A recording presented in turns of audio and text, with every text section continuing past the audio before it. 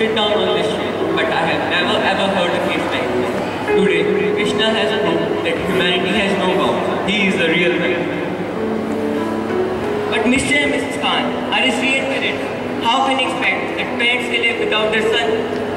But I think Krishna will be able to provide more love to Abdul.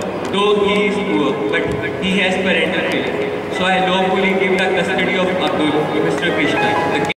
Religion is not the cause for hate. It is just a justification for hate.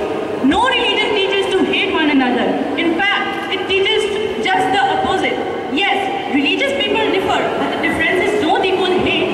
Hate is the human problem, the manifestation of greed, lust, power, and other human flaws.